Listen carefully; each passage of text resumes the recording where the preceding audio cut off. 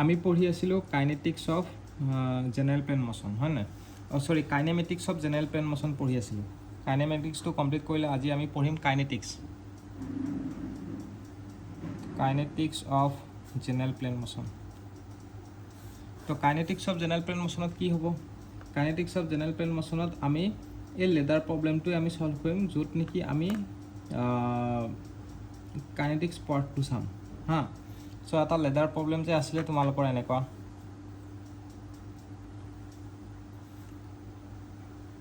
এইটো এটা leather problem ইফালে 45 ডিগ্ৰী আৰু ইফালে 45 ডিগ্ৰী ঠিক আছে তো ইফালে কি হ'ব যদি তুমি ফ্ৰী বডি ডায়াগ্ৰামটো ড্ৰ কৰা ইয়াৰে এটা ৰিয়েকশ্যন R1 হ'ব আৰু ইফালে হ'ব ৰিয়েকশ্যন R2 হয় না নহয় আৰু ইয়াতে হ'ব mg ওয়েটটো মানে লেডাৰৰ ওয়েটটো mg ধৰিছোঁ হ'ব এতিয়া আমি কি পঢ়িম kinetics of general plane motion তো কাইনেটিক্স অফ জেনেৰেল প্লেন মোশ্যনত আমাক কি ওলাব লাগে আমি সাপোজ ওলাম ইয়াৰ এংগুলাৰ এক্সিলাৰেশ্যনটো তো এংগুলাৰ এক্সিলাৰেশ্যন মানে কি সাপোজ এই লেডাৰটো এনেকৈ শ্লাইড কৰিছে ইফালে এইটো শ্লাইড কৰিছে এইটো ইফালে শ্লাইড কৰিছে তো শ্লাইড কৰি যোৱাৰ কাৰণে ইয়াৰ এটা এংগুলাৰ এক্সিলাৰেশ্যন থাকিব নাই আলফা এটা থাকিব এংগুলাৰ এক্সিলাৰেশ্যন সো এংগুলাৰ এক্সিলাৰেশ্যনটো সাপোজ ওলাব লাগে হ'ব তো এংগুলাৰ এক্সিলাৰেশ্যনটো ওলোৱাৰ কাৰণে আমাক কি লাগিব আমি জানো এংগুলাৰ এক্সিলাৰেশ্যন সামেশ্যন অফ আমাৰ কাইনেটিক্সৰ ফৰ্মুলাটো কি আছিলে সামেশ্যন fx = ma সামেশ্যন fy = ma আৰু সামেশ্যন m যদি সেন্ট্ৰয়েডেল হয় তেতিয়াহ'লে mg = ig আলফা আৰু নন সেন্ট্ৰয়েডেল যদি হয় তেতিয়া summation m not = i not alpha আছিলে হয় না এটোটো নন সেন্ট্ৰয়েডেল কাৰণ এটো তোমাৰ এটোটো ৰিজিড বডি হয় আৰু নন সেন্ট্ৰয়েডেল কাৰণ এটো জেনাৰেল প্লেন মোশ্যন সো এটো নহব এটো হ'ব হয় না এটো হ'ব একেটা হ'ব ৰাইট তো এতিয়া তোমালোকৰ যেহেতু এটো হ'ব তো আমি নটটো কোনটো পইণ্টত ল'ম যিটো চেণ্টাৰ অফ গ্ৰেভিটিটো আমি মোমেণ্টটো ল'ব নোৱাৰোঁ কাৰণ এইটো নন চেণ্ট্ৰয়েডেল হয় তো কোনটো পইণ্টত ল'ম যোনটো পইণ্টত আমাৰ ৰিয়েকশ্যনটো জিৰ' হৈ যায় মানে ৰিয়েকশ্যনটো সাপোজ এনেকৈ দিলা এই পইণ্টটো যোনটো ল'ম তাতে চোৱা ইয়াৰ পাৰপেণ্ডিকুলাৰ ডিষ্টেঞ্চটো নাই ইয়াৰ R2ৰ কাৰণে পাৰপেণ্ডিকুলাৰ ডিষ্টেঞ্চ এইটোহে হ'ব R1ৰ কাৰণে পাৰপেণ্ডিকুলাৰ ডিষ্টেঞ্চ এইটোৱে হ'ব কিন্তু আমি চিধা গৈছোঁ নাই চিধা গৈছোঁ মানে যদি আমি মোমেণ্টটো ওত ল'ম তেতিয়াহ'লে আমাৰ পাৰপেণ্ডিকুলাৰ ডিষ্টেঞ্চটো নাথাকিব R1 R2 যেহেতু পাৰপেণ্ডিকুলাৰ ডিষ্টেঞ্চটো নাথাকে তাৰ মানে এই ৰিয়েকশ্যন দুটাও আমাৰ কেঞ্চেল হৈ যাব মানে নাথাকিব হেৰি হৈ যাব তো সামেশ্যন অফ m নট = নটটো আমি ইয়াতে ধৰিছোঁ summation of m not = i not alpha তো এতিয়া ৰিয়েকশ্যন কাৰ হ'ব ৰিয়েকশ্যনটো হ'ব এ উইথ mg টোৰ কাৰণে তো mg ইনটু ডিষ্টেঞ্চটো কিমান হ'ব কোৱাচোন ডিষ্টেঞ্চটো কিমান হ'ব ক'ব পাৰিবা ডিষ্টেঞ্চটো হ'ব জানিব লাগিলে তুমি জানিব লাগিব এইখিনিৰ পৰা এইখিনিলৈকে ডিষ্টেঞ্চ কিমান সাপোজ টোটেল ডিষ্টেঞ্চটো আমি 1 ধৰিছোঁ ইয়াৰ পৰা ইয়ালৈকে 1 ধৰিছোঁ হ'ব তো এই ডিষ্টেঞ্চটো যদি 1 হয় তো এই ডিষ্টেঞ্চটো কিমান হ'ব এই ডিষ্টেঞ্চটো মনত ৰাখিবা যদি টোটেল ডিষ্টেঞ্চটো 1 হয় তো এই ডিষ্টেঞ্চটো হাফ হৈ যাব আৰু এই ডিষ্টেঞ্চটো হাফ হৈ যাব তেনেকৈ এইটো আৰু কেলকুলেশ্যন কৰি চাব নালাগে পাইথাগোৰাছ থিয়ৰম ওলাব নালাগে এইটো মনতে ৰাখিবা সাপোজ ইয়াৰ পৰা ইয়ালৈকে 4 দিলে তেনেহ'লে ইয়াৰ পৰা ইয়ালৈকে যদি 4 দিয়ে আৰু এংগলটো যদি 45 ডিগ্ৰীত থাকে সেইটো এটা কণ্ডিশ্যন আছে কিন্তু যদি এটা এংগল 30 ডিগ্ৰীত আছে এটা এংগল 60 ডিগ্ৰীত আছে তেতিয়া হাফ নহ'ব যদি দুইটা এংগল যদি 45 ডিগ্ৰীত থাকে আৰু লেডাৰৰ যদি সাপোজ ডিষ্টেঞ্চটো যদি L হয় তেতিয়াহ'লে এইখিনিৰ পৰা চেণ্টাৰ গ্ৰেভিটিৰ পৰা এইখিনি ডিষ্টেঞ্চটো L/2 হ'ব এইখিনিৰ পৰা এইখিনিলৈকে L/2 হ'ব সো আমি যদি ইয়াতে 1 ধৰিছোঁ তেতিয়াহ'লে এইটো কি হৈ যাব এইখিনি ডিষ্টেঞ্চ হাফ হৈ যাব তো এইটো যদি হাফ হৈ যায় পাৰপেণ্ডিকুলাৰ ডিষ্টেঞ্চটো হাফ হ'ব mg ইনটু হাফ i নটটো কেনেকৈ ওলাবা তো i নট = ig প্লাছ কেনেকৈ ওলায় ig mass into distance square m not = ig plus mass into distance square তো ig টো কেনেকৈ ওলাবা এইটোতো তোমাৰ ৰড হয় তো 1/12 ml² হ'ব মাছ ইনটু ডিষ্টেঞ্চ স্কুৱেৰ হ'লে কি হ'ব কোৱাচোন ডিষ্টেঞ্চ স্কুৱেৰ মানে ইয়াৰ পৰা পাৰপেণ্ডিকুলাৰ ডিষ্টেঞ্চটো নহয় ইয়াৰ পৰা ইয়ালৈকে ডিষ্টেঞ্চটো যোনটো চেণ্টাৰ গ্ৰেভিটিৰ পৰা ডাইৰেক্ট ষ্ট্ৰেইট লাইন ডিষ্টেঞ্চটো এইটো হ'ব তো এইটো কেনেকৈ ওলাবা যে এইটো যদি হাফ হয় আৰু এইটোও হাফ হ'ব এই দুটা যদি হাফ হয় এইটো কিমান হ'ব পাইথাগোৰাছ থিয়ৰমৰ মতে কি হ'ব √/² root over half the whole square plus half the whole square আৰু এই whole square টো আছে distance square টো whole square তো root over টো cancel গুচি যাব তো 1/12 ml square plus m half the whole square plus half the whole square হয় না তো এটো যদি হয় তেতিয়া হলে কেনেকৈ হ'ব 1/12 ml square plus m 1/4 plus 1/4 1/4 plus 1/4 হলে কিমান হ'ব m 4 2 তো 1/2 হৈ গ'ল তো 1/12 ml square plus 1/2 সৰি এটা কাম কৰোঁ এই ডিসটেন্সটো l ধৰা তেতিয়া l/2 হৈ যাব তো তেতিয়া কৰিবলৈ ভাল হ'ব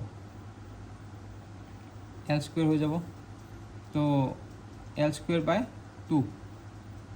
ml square by 2 তো এটো যদি LCM ল কিমান হ'ব কিবা এটা হ'ল আৰু মুঠতে হ্যাঁ হাফ ml square by 2 হৈ গ'ল তো হেতু বস্তু ইয়াতে প্লেস কৰি দিম আৰু ইয়াৰ পৰা আলফাটো থাকিব তো ইয়াৰ পৰা আমি আলফা ভ্যালুটো উলাই দিব পাৰিম বুজি পাইছে হেতু সিস্টেম তো এনেকৈ কৰিলে হ'ল এতিয়া আমি পঢ়িম কিছুমান কনসেপ্টটো কেনেকুৱা ধৰণৰ হ'ব suppose concept on rolling friction বুলি ধৰি লা কনসেপ্ট অন ৰোলিং ফ্ৰিকশন ঠিক আছে কনসেপ্ট অন ৰোলিং ফ্ৰিকশন হা এটা কেনেকুৱা ধৰণৰ হ'ব চোৱা এটো হ'ব mg ঠিক আছে weight to mg তো ইয়াতে এটা গ্ৰাউন্ড থাকিব তো গ্ৰাউন্ডটো যদি গুছাই দিয়া ইয়াতে কি থাকিব নৰমাল ৰিঅ্যাকশন থাকিব নাই নৰমাল ৰিঅ্যাকশন থাকিব এতিয়া আমি তিনটা বল এনেকে তিনটা স্ফিয়াৰ ড্ৰ কৰিছো ইয়াতে এটা mg হ'ব আৰু ইফালে হ'ব নৰমাল ৰিঅ্যাকশন n তাছে ইফালে এটা